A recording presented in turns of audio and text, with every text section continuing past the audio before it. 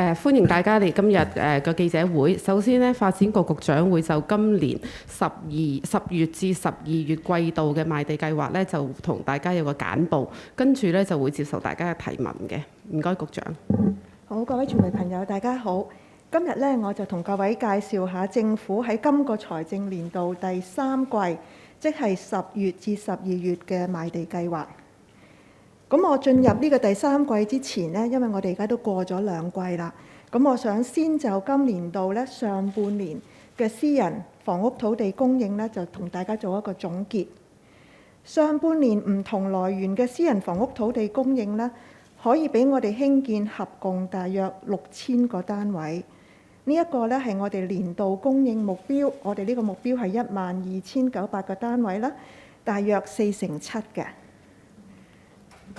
咁喺未來嘅第3個季度，即係10至到12月呢，我哋會用招標嘅方式出售3幅嘅住宅用地，分別係位於啟德大約1750個單位啦，赤柱大約650個單位，同埋堅尼地城大約100個單位。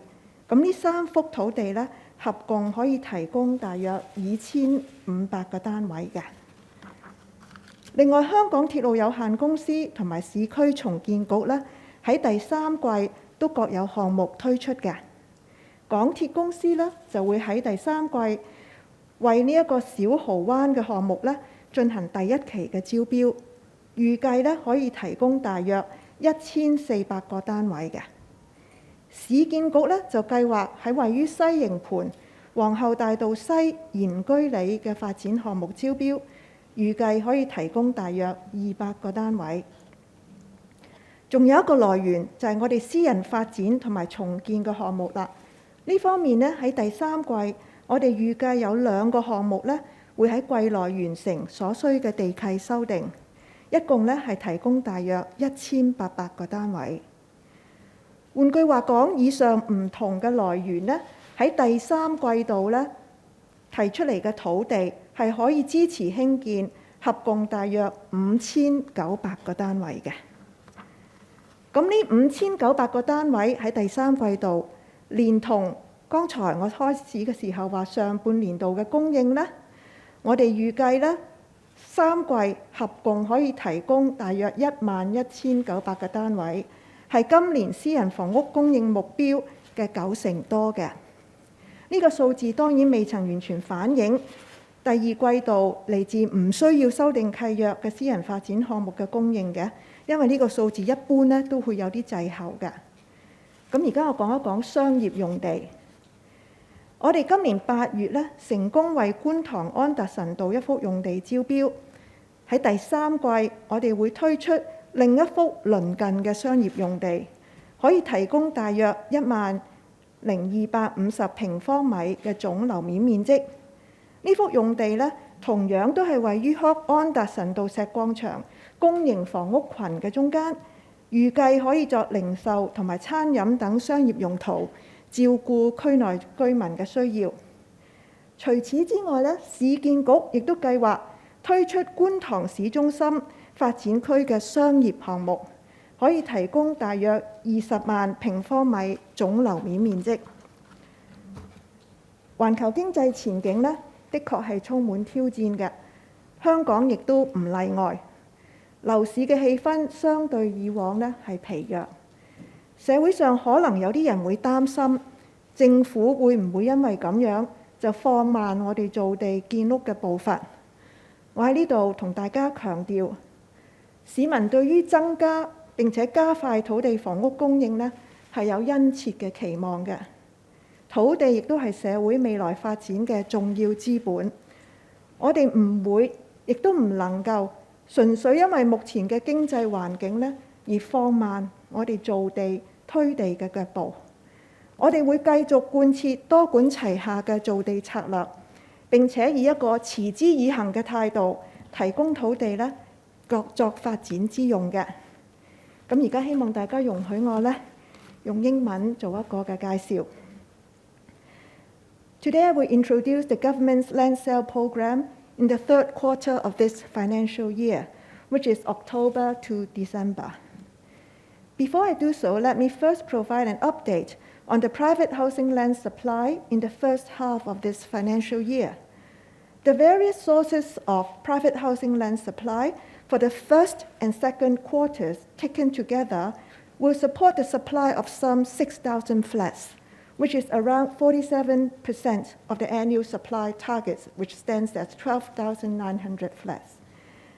Looking ahead, in the third quarter of this financial year, 3 residential sites will be put up for tender. These sites are located respectively in Kai Tak, Stanley, and Kennedy Town. Together, they would provide around 2,500 flats. The MTR Corporation Limited and the Urban Renewal Authority are also rolling out projects in the coming quarter. The MTR will put up Package 1 of the Siu Ho Wan Depot development, now named as Oyster Bay Property Development, in the coming quarter, providing around 1,400 flats.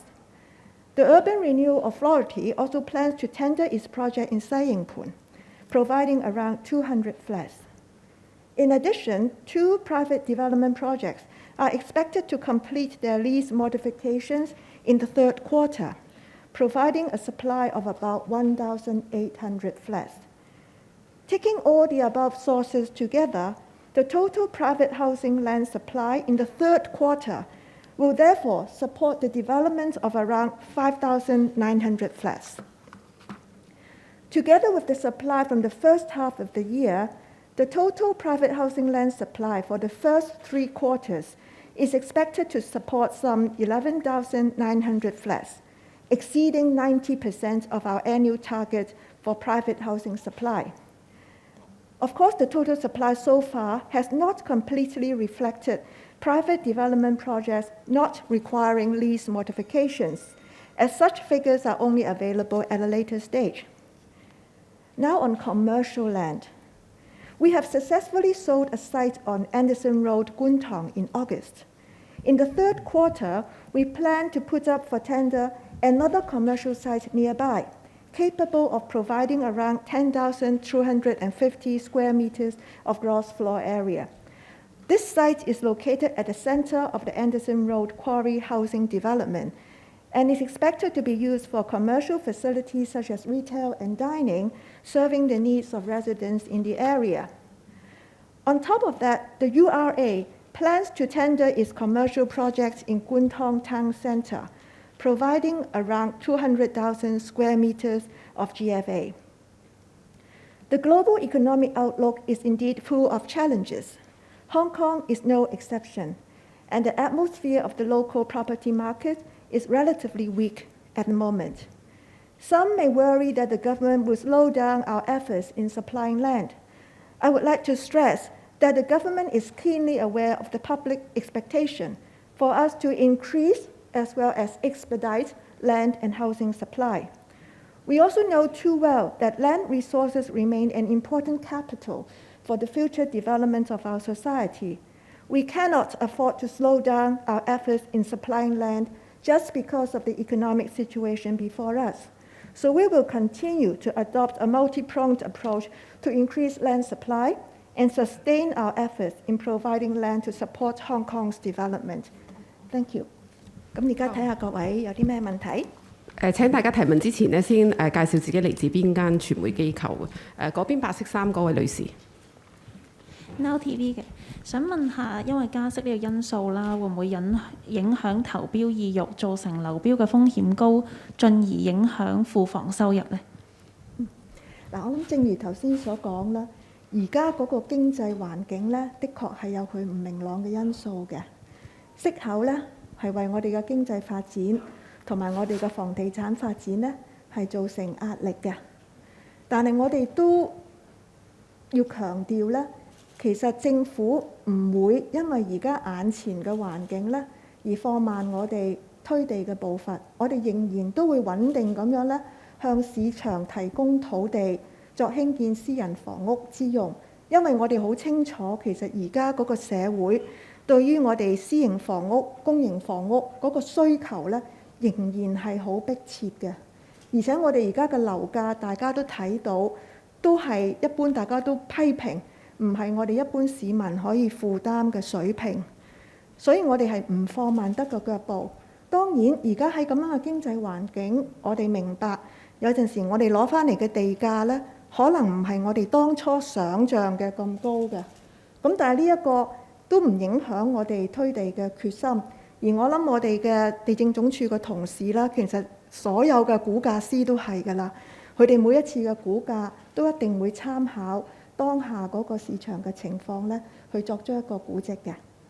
好，下一條，呢邊係唔該。局長你好，信報嘅，想請教幾個問題。首先就住官地嗰3幅地皮入邊有一幅係啟德嘅地皮啦，即係雖然個位置就未必係同依家市場上主要嘅即係樓花項目喺啟德跑道區呢幅就可能係喺翻另外一邊啦。咁但係即係始終啟德嗰度有咁多嘅未來供應，咁喺呢個時間再攞一幅可以起到1000幾個單位嘅地皮，會唔會即係影響？即係會唔會令到嗰區可能嗰個市況係嗰個情況係更加水深火熱啦咁樣？咁點解會喺呢個時間推呢啲幅地咧？咁另外想問翻小蠔灣嗰度，因為即係呢個嚟緊係第一個項目啦，其實會唔會有少少資料，即係可能個幅地個位置會係大約係喺邊啲位啊？咁同埋即係呢個成個小蠔灣嗰個批地咧，就見到之前局方出稿就係話係即係成個項目咁樣去做一次補地價啦，即係如果我冇理解錯誤嘅話，咁但係以往即係例如日出康城啊、黃竹坑站嗰類嘅項目咧，就可能係逐個項目去傾補地價嘅。其實點解會係咁樣一次過去傾咧？即係個背後嘅原因係乜嘢咧？同埋都想問埋私人即係有2個項目1800個單位嗰度咧，會唔會有多少少嘅資料？即係嗰2個可能係幾大啊、咩地區啊？同埋都想問埋上半年嘅嗰6000個單位會唔會有少少分佈？即係可能係賣地表嚟自賣地表有幾多啊？私人重建有幾多啊？嗰類嘅資料，唔該你。好，都有幾個問題。第一個問題關於啟德嗰度咧。嗱，我諗我哋首先就係要明白咧，啟德我哋當初一路規劃佢咧，佢都係一個有公營房屋、有私營房屋嘅社區嚟嘅。所以當我哋啲土地做好咧，其實我哋都希望咧定時定候就將佢推出嚟。如果唔係咧，對於你嗰個社區能夠營造嗰個活力同埋有嗰個人氣咧，都係會有影響嘅。當然，大家可能會話啊，咁樣對於嗰度有一啲樓而家起緊喎，會唔會對於佢嗰個價錢有壓力呢？我哋從來我覺得推地呢，唔應該係為咗要托起個市，令個價要高啲嘅。反而我哋係睇嗰個需求，社會有呢個需求，我哋就去推啦。其實嗰個樓價令到大家係可以去一個可負擔嘅水平呢，其實都係一個好事嚟嘅。第二呢，關於小蠔灣嗰度呢。其實呢一個項目咧，因為我哋要喺一個運作中嘅地鐵車廠嗰度去興建，所以其實真係咧有啲係我哋叫螞蟻搬家式咁樣咧，逐啲設施喺一度褪去另一個空啲嘅位，然之後褪咗出嚟個位嗰度咧就打啲樁啊，做一個平台啊咁樣。咁第一幅嗰個土地咧，都係會係喺個工程上要就到呢一樣嘢嘅，咁我可以事後請我哋嘅同事可以俾翻嗰個嘅位置俾大家。其實嗰個資料係應該之前喺城規會嗰啲文件嗰度咧都會有嘅。咁至於話點解我哋一次過容許或者同港鐵一次過咁補一個地價咧？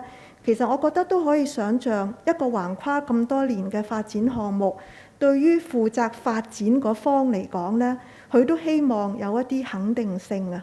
如果呢一方面能夠一早大家傾好嘅地價，亦都俾咗咧，對於佢部署去跟住嗰個嘅投資同埋嗰個嘅投放咧，都係有幫助嚟嘅嚇，亦都有佢嗰個合理性喺度。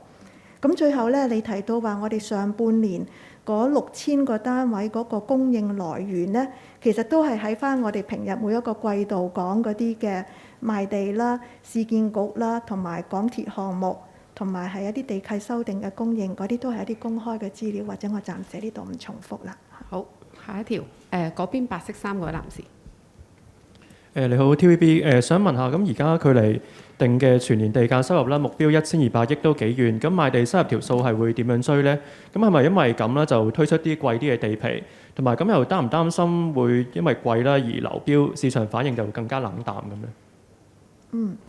你嘅問題都顯示充滿好多複雜嘅因素。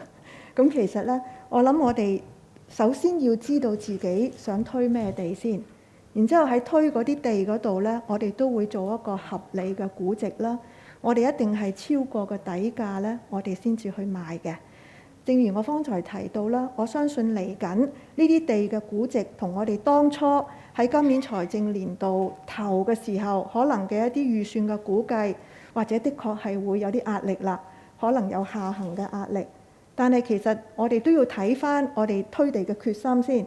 如果到最後真係，正如財政司司長之前都提過，有機會係達唔到預先估算嗰個1200億元嗰個嘅地價收入呢，咁我相信就喺嗰個財政預算案嗰度呢，就會有一啲嘅安排啦，同埋交代啦嚇。但係我哋就唔會話為咗我一定要攞某一個地價，所以明明呢，係其實我哋想賣都唔好賣住啦，留住佢啦，等個好價先至賣啦。咁唔會係有呢一個咁樣嘅考慮啊。下一條，各位。Yes. Good afternoon. Some questions from RTHK. So, is it because the market is expected to be weak, so the government isn't really rolling out many sites for the third quarter? And also, when looking into the land sales revenue in the first 5 months, there's still some way off the estimated revenue of 120 billion. So, how can the upcoming sites catch up? Thank you. Well, first of all, I think on the contrary, we are quite aggressive in the third quarter of this year, as you will see from the number of flats covered by the different various sources. It's actually the highest so far among the first 3 quarters. So we are not holding back because of the current market situation. As regards the land sale revenue, of course, we have to make proper valuations, taking into account the current market situation, and we will sell only when the tender bids received exceed our reserve price. And of course, there will be pressure on our ability to reach the original estimate of 120 billion, as the Financial Secretary has already forecast, given the current market situation.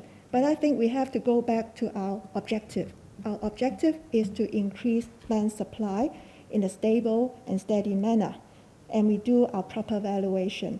So if indeed the land sale revenue is a bit below our target, this is a reality that we have to accept. But what is important is that we do proper market valuations. 仲有冇問題？好，格仔衫嗰位男士。局長你好，《星島日報》嘅，想問下咧，即係局長頭先都講到啦，就話唔會因為呢個經濟面臨呢個挑戰同埋樓市個氣氛疲弱，就減慢呢一個造地同推地嘅步伐啦。想問下局方嚟緊會唔會為呢個土地供應同埋房屋供應咧訂立一個 KPI 咧？另外就係即係之前嗰個土地房屋供應統籌組咧都話過會即係制定呢個嚟緊10年嗰個熟地嗰個供應啦。咁有冇話即係最快會幾時去公佈咧？另外就係降低強拍門檻嗰度咧，有冇咩最新嘅消息咧？咁其實降低咗之後咧，財團都容易咗收舊樓啦。其實點樣去平衡呢一個收樓同埋小業主之間嘅權益咧？唔該。你有3個問題。首先，土地房屋供應會唔會設立 KPI 呢？咁其實多年以嚟呢，其實我哋都有一個10年嘅供應嘅目標，無論公營同埋私營都係嘅。我諗某一程度呢個都係我哋過去呢幾年用緊嘅 KPI 嚟嘅。咁但係當然我明白呢，其實社會都希望我哋提供土地嗰方面呢，係可以加快我哋嗰個嘅進度啦。咁其實大家都知道，先前我哋都提出咗一啲精簡發展嘅措施啦。咁稍後當我哋整理好我哋嘅建議，我哋提交立法建議嘅時候呢，我哋都會交代我哋嘅目標時間表啊。比起從前係希望短咗幾多呢？咁我希望嗰度係另一個大家可以見到嘅 KPI 啦。至於你方才提到呢，我哋提到話土地及房屋統籌嘅小組，即係財政司司長帶領嗰個。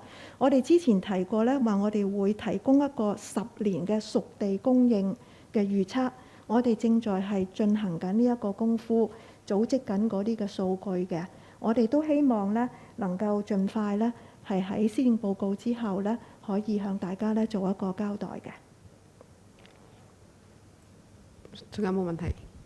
強拍嗰度係強拍。強拍嗰度呢，我諗我今日就冇進一步嘅建議可以俾大家啦。但係我都係重申呢，其實我哋嗰個檢視嘅方向呢，第一就係降低嗰個門檻啦。同埋係咪越老舊嘅樓宇呢，就有一個稍為低啲嘅門檻。但係另一方面，我哋會好強調嘅喺我哋嘅檢視工作當中呢，就係點樣去幫嗰啲小業主去面對嗰啲強拍嘅申請。咁呢一度我諗我哋遲啲當係合適嘅時候呢，我哋會再同大家交代。反正我哋都係公開承諾咗呢，我哋喺今年嘅第4季，我哋係會將我哋嘅建議呢拎去立法會發展事務委員會嘅。好，唔該晒，今日記者會到呢度結束。